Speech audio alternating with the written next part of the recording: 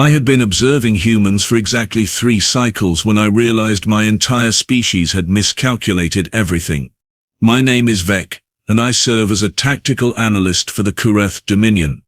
We are, or rather were, considered the most advanced civilization in the known galaxy. We had conquered 17 star systems, subjugated 43 species, and our military doctrine was studied as perfection itself. Our shields could withstand supernovas. Our walls were constructed from compressed neutron matter. Our fortresses had never, not once in 4,000 years, been breached. Then we made first contact with Earth. The initial meeting happened at Outpost 7, a diplomatic station we built specifically for greeting new species. Standard protocol. Very boring, very safe, very predictable. The humans arrived in a ship that looked like someone had welded scrap metal together during a drinking contest. It was called the Wanderer, which should have been my first warning sign. Their ambassador was a woman named Captain Reese, and she had this smile that made my spinal ridge itch with concern. You know, the kind of smile that says, I know something you do not, and you are really not going to enjoy finding out what it is. Yeah, that smile. Welcome to Qorath space, I said, following the traditional greeting protocol that had worked flawlessly for millennia. We hope this meeting begins a long and prosperous relationship between our peoples. Captain Reese looked around the reception chamber, taking in our magnificent architecture, our impossible engineering, our clear technological superiority. Then she scratched her nose and said, "Nice place. Do these walls come down for parties, or are they always this uptight?" My translator implant stuttered. Uptight? Walls cannot have emotional states. The walls are permanent structures, I explained carefully. They are composed of matter compressed at the molecular level. Nothing in this galaxy can penetrate them. Huh, she said, and that smile got wider. That is adorable. Adorable? The diplomatic meeting proceeded normally, if you consider normal to include humans asking increasingly bizarre questions like, have you tried just going around your problems instead of through them? And what happens if you tickle your security systems? My superior, Commander Thex, kept giving me looks that roughly translated to, are these creatures malfunctioning, or is this typical behavior? I had no answers. The humans had passed every intelligence test. They understood complex mathematics, quantum physics, diplomatic nuance. They were clearly an advanced species. They were just weird about it. 3 days after that meeting, we detected an unauthorized human vessel approaching our homeworld. Battle stations, Commander Thex ordered, his voice calm because nothing had ever threatened our homeworld before. Activate planetary shields, charge defensive weapons, prepare standard warning transmission. I pulled up the sensor data and felt my blood run cold. The human ship was not a warship, it was a cargo freighter, a civilian vessel, flying directly toward the most heavily fortified planet in Dominion space, like it was taking a casual afternoon stroll through empty space. Unidentified vessel, you are approaching restricted space, I transmitted. Alter your course immediately, or face military action. The response came back almost instantly, and I swear I could hear laughter in the background. Oh hey there, buddy. This is the cargo ship Lucky Gamble, Captain Marcus speaking. We have got a delivery for the Qorath Dominion. Someone ordered 50,000 tons of recreational equipment. Says here you guys need to learn about something called fun. Commander Thex made a sound like grinding rocks. We ordered nothing. This is clearly a mistake. Turn around immediately. Cannot do that, friend. Contract says deliver to Qorath Prime, and Lucky Marcus never breaks a contract. We will just pop through your shield real quick and unload. Won't take but a minute. Through our shield. Through our impossible, impenetrable, mathematically perfect shield. That is not possible, I said slowly. Our shields cannot be passed. They exist in 17 different dimensional phases simultaneously. The energy required to breach them would destroy your ship 1,000 times over. There was a pause. Then Captain Marcus said, dimensional phases. Oh, you mean like those wavy barrier things? Yeah, we just knock on those. Knock on them? Before I could respond, the human ship reached our shield perimeter. Every sensor we had locked onto it, every weapon system trained on its hull. Commander Thex leaned forward in his command chair, ready to give the order to fire. The human ship stopped, just hovered there, right at the edge of our impenetrable defenses. Then it knocked. I do not mean it fired weapons. I do not mean it emitted some kind of exotic particle beam. The ship literally extended a mechanical arm and rapped its knuckles against our shield like someone knocking on a door. Tap, tap, tap. Our shields flickered, just for a nanosecond, just enough for every alarm in the command center to start screaming. What? Commander Thex said very quietly. Was that? Tap, tap, tap. The shields flickered again, longer this time. Energy readings went haywire. Dimensional phase calculations started producing impossible results. Our chief engineer was making noises that I had never heard from her species before, and none of them sounded positive. They are resonating the shield matrix, she shouted over the alarms. They found the harmonic frequency of our dimensional phasing, and they are just tapping it with precise rhythmic pulses. This is ridiculous. This should not work. This violates 17 fundamental laws of physics. Should we fire? I asked, and hit them through our own shields while they are doing whatever this is? The engineer looked at me like I had suggested we all start breathing vacuum. We would create a feedback loop that could collapse the entire shield grid. Tap, tap, tap. The shields vanished. Just gone. 4,000 years of perfect defensive technology, simply not there anymore. The human cargo ship drifted forward, heading straight for our homeworld like nothing had happened. Launch fighters, Commander Thex ordered. Activate ground batteries. I want that ship disabled immediately. 300 interceptor craft screamed into space. Enough firepower to vaporize a small moon.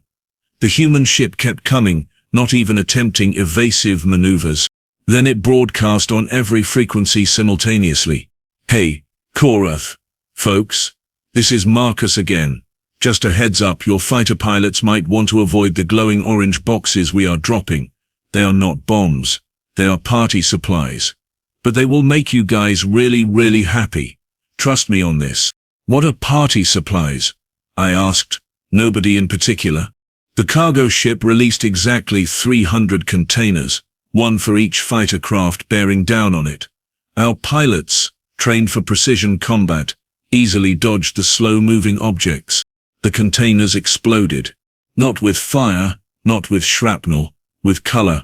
Brilliant, impossible colors that human eyes could perceive but that our senses insisted did not actually exist in normal spacetime. Music started playing, transmitted on quantum frequencies that should have been impossible, and our fighter pilots all stopped shooting. Alpha Wing, report. Commander Thex demanded. Commander. The wing leader replied, and his voice sounded dreamy and confused. Commander, I do not want to fight anymore. I want to know more about these feelings I am experiencing. Are they what humans call joy? Because I think I am feeling joy, sir. It is wonderful. You are compromised. Return to base immediately. But sir, there is cake. The human ship is broadcasting images of cake. I have never seen cake before, but I need it. I need it so badly. All 300 pilots were saying similar things. Our elite military force, reduced to confused philosophers and dessert enthusiasts in under 30 seconds. The cargo ship landed in our capital city plaza, right in front of the High Council building. No permission, no clearance, just set down like it belonged there. Captain Marcus stepped out wearing what I would later learn was called a Hawaiian shirt. He was carrying a large box labeled Best Intentions and Terrible Ideas. Delivery for the Qorath Dominion, he announced cheerfully. Who wants to learn about karaoke? That was the day I learned that humans do not break walls by being stronger. They do not bypass them by being smarter. They simply knock, wait to see what happens, and then make friends with whoever answers the door. By the end of the week, our High Council was arguing about which Earth music genre best represented their personal values. Our military commanders were organizing something called a barbecue competition. Our scientists were trying to figure out how humans had managed to create weaponized friendship, and I was sitting in a bar, newly established by 3 human entrepreneurs, drinking something called whiskey and listening to Captain Reese explain her philosophy. "See, Vec," she said, pouring another round. "Every species we have met thinks defense is about building bigger walls, thicker armor, stronger shields. But humans figured out something different a long time ago." "What is that?" I asked, my head already spinning from the alcohol. "The best way through any wall is to make the people on the other side want to open it for you." She clinked her glass against mine. "Welcome to the Federation of Friendly Chaos, buddy. You are going to love it here." I believed her, and that terrified me more than any weapon system ever could. The invasion came 6 months later, and honestly I was grateful for the distraction. You see, in those 6 months, the humans had somehow convinced our entire civilization that competitive cooking shows were a valid form of conflict resolution. Our greatest military minds were now arguing about whether garlic should be considered a vegetable or a seasoning. It was madness, but also strangely peaceful madness, which made it worse somehow. Then the Kralix Swarm arrived, and suddenly everyone remembered why we had built those walls in the first place. The Kralix were everything humans were not. Cold, calculating, utterly without humor or mercy. They had consumed 17 civilizations before reaching our space, and they had never once paused to ask about local cuisine or music preferences. Their ships were biological nightmares, grown rather than built, and they covered the sky like a disease spreading across healthy tissue. Their message was simple and absolute. Qorath Dominion, you will surrender your worlds and populations. Resistance is inefficient. Compliance is mandatory. You have 12 hours to respond. Commander Thex looked at me across the emergency council chamber. We had both been reassigned to defensive coordination after the human incident, which basically meant we spent most of our time trying to prevent Earth tourists from accidentally breaking important infrastructure. "Contact the humans," he said quietly. "Tell them we need the Federation's military support immediately." I sent the transmission to Earth's liaison office, which was now housed in what used to be our most secure government building. The response came back in under 3 minutes. "Yeah, we saw the murder bugs show up. Pretty rude of them, not even a courtesy call first. Captain Reese is already on her way with the cavalry. Try not to panic too hard, okay? Panic makes humans do our best work, but it makes everyone else kinda useless. Try not to panic." The Kralix had just deployed 7,000 warships into our system, each one capable of cracking a planet open like an egg, and the humans wanted us to stay calm. The Kralix attack began exactly 12 hours later, because they were very punctual about their genocide. Their strategy was flawless. Biomissiles that adapted to our defensive frequencies. Boarding pods filled with warrior drones that could survive in hard vacuum. Coordinated assault patterns that overwhelmed our tactical computers with sheer complexity. Within the first hour they had destroyed 3 orbital stations and landed forces on 2 of our moons. Our walls, our beautiful impenetrable walls, were falling like sandcastles in a tsunami.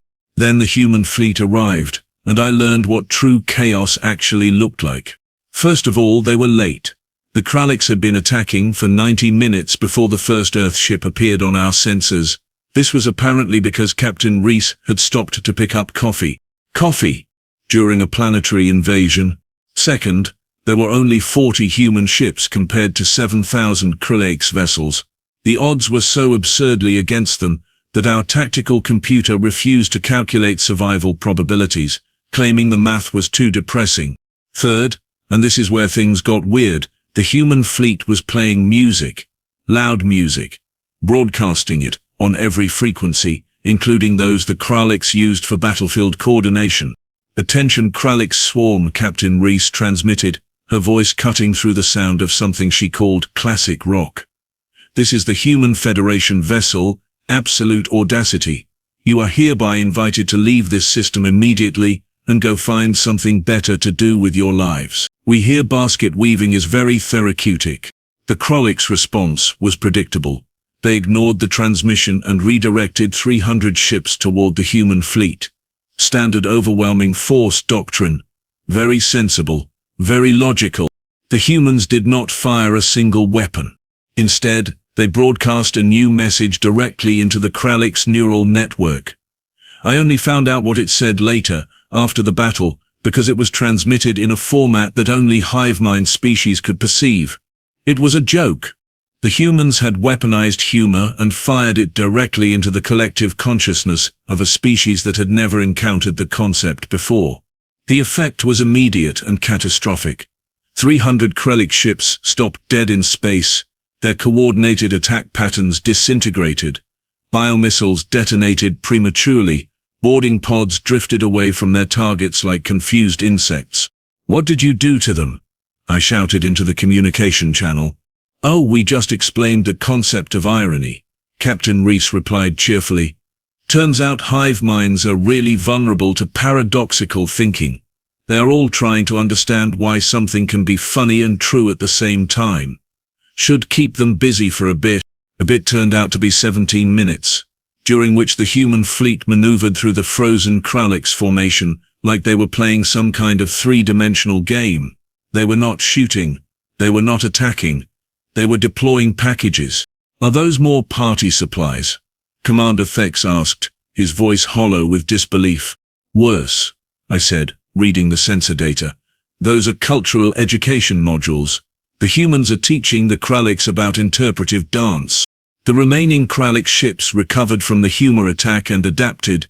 Their collective intelligence analyzed the threat, developed countermeasures, and resumed the assault with renewed aggression. This was what made them so dangerous. They learned, they evolved, they overcame. The humans had apparently anticipated this, because their next move was even more ridiculous. Every human ship simultaneously dropped their shields and opened their cargo bays. Not an attack posture, not a defensive formation. They were making themselves completely vulnerable to an enemy that had just watched them destroy 300 warships with philosophy. "They have gone insane," Commander Thex said. "The pressure of combat has broken their minds." But I was watching Captain Reese's ship on my personal monitor, and I saw her smile, that same smile from our first meeting. The one that said, "You are really not going to enjoy finding out what happens next." The Kralix fired everything they had. Biological weapons, energy cannons, kinetic missiles, exotic particle beams. Enough destructive force to sterilize a dozen worlds. All of it converging on 40 defenseless human ships. The humans pressed a button. I am not being metaphorical. They literally just pressed a single button, and everything changed. Space folded. Not in the way our dimensional shields folded. Not in any way that made scientific sense. It was like reality looked at what the humans were doing, shrugged, and decided to play along with whatever insanity they had planned. Every Kralix weapon vanished, just gone. Removed from existence like someone had deleted them from the universe's source code. Then those same weapons reappeared, perfectly recalibrated and redirected, heading back toward the Kralix fleet at twice their original speed. "Did they just return to sender?" I asked. "Nobody in particular. They are using the Kralix's own weapons against them," our chief engineer confirmed, her voice filled with the kind of awe usually reserved for religious experiences. "They created a temporary spatial loop that reversed the trajectory and intent of every projectile fired at them. This technology should not exist. The physics are impossible. The math is insulting to mathematics itself." The Kralix fleet lost 2,000 ships to their own assault. The survivors did what any logical species would do when confronted with an enemy that could weaponize irony and return mail. They attempted a strategic retreat. The humans did not let them leave. Not because they wanted to destroy the Kralix, not because they were bloodthirsty or cruel, but because, and I quote Captain Reese directly here, "We cannot let them go home without learning anything valuable from this experience." What followed was the strangest military engagement in recorded history. The human fleet pursued the fleeing Kralix, but instead of firing weapons, they deployed boarding parties. These parties consisted of diplomats, teachers, comedians, musicians, and one very enthusiastic chef named Gordon, who apparently specialized in teaching hostile aliens about the importance of proper seasoning. Within 6 hours, the Kralix Swarm had been completely infiltrated by human culture. Their hive mind was processing concepts like free will, personal choice, and the correct way to make pasta. Their biological ships were being redecorated with what humans called feng shui principles. Their warrior drones were attending workshops on conflict resolution and emotional intelligence. By the end of the day, the Kralix had officially requested to join the Federation of Friendly Chaos, with the stipulation that they be allowed to maintain their collective consciousness, but also have individual rights to pursue hobbies. I found Captain Reese in our council chamber that evening, sharing drinks with the Kralix Hive Queen, who had manifested a physical form specifically for this meeting. They were laughing about something, actual laughter, from a species that had been genocidal 12 hours earlier. How? I asked, too tired to be diplomatic. How did you do any of this? How did you turn an invasion into a cultural exchange program? How did you defeat a species that has consumed 17 civilizations, using nothing but jokes and cooking lessons? Captain Reese looked at me with those impossible human eyes, and for once her smile was gentle rather than mischievous. Vec, my friend, you still think about this wrong. You see walls and weapons and defenses. You see invasions and battles and victory through force. But humans learned something important, a very long time ago, back when we were still killing each other over pieces of dirt on our own planet. She gestured to the Hive Queen, who nodded in agreement. The strongest wall in the universe is the one between minds, the distance between you and someone else. The assumption that they are different, alien, incomprehensible. Every species we have met builds that wall higher and thicker. They defend it. They die for it. And humans? I asked. Humans knock on it. We tap that wall until we find the frequency that makes it shake. Then we keep knocking until someone on the other side gets curious enough to open a window. Then we share a drink and tell a joke, and suddenly that wall seems pretty stupid, doesn't it? The Hive Queen made a sound that her translator rendered as philosophical agreement mixed with slight embarrassment. The humans defeated us by making us want to lose. It is deeply frustrating, and also the most liberating experience our collective has ever processed. I looked around the chamber, at the Qorath officials mingling with human visitors and former Kralix warriors. Everyone was talking, laughing, sharing food. The walls were still there, physically, but somehow they didn't matter anymore. So what happens now? I asked. Captain Reese poured 3 glasses of something blue and fizzy. Now we throw the biggest party this galaxy has ever seen. We introduce the Kralix to karaoke. We teach your people about sarcasm. We probably break several more laws of physics before breakfast. And somewhere out there, there's another species building bigger walls, and we are going to go knock on those too. She raised her glass. To the Federation of Friendly Chaos, where the only wall that survives is the one around your heart, and we are coming for that one too. I drank the blue fizzy thing. It tasted like starlight and bad decisions. 3 months later, I was reassigned again, this time as the Federation's ambassador to newly contacted species. My job was simple: arrive before the humans do, explain what is about to happen, and hand out pamphlets about the inevitable cultural revolution they are about to experience. The pamphlet's title is "Please Do Not Panic. The Humans Are Here to Help Whether You Like It or Not." It has a picture of Captain Reese on the cover, smiling that terrible, wonderful smile. I have delivered it to 14 species so far. All of them are now Federation members.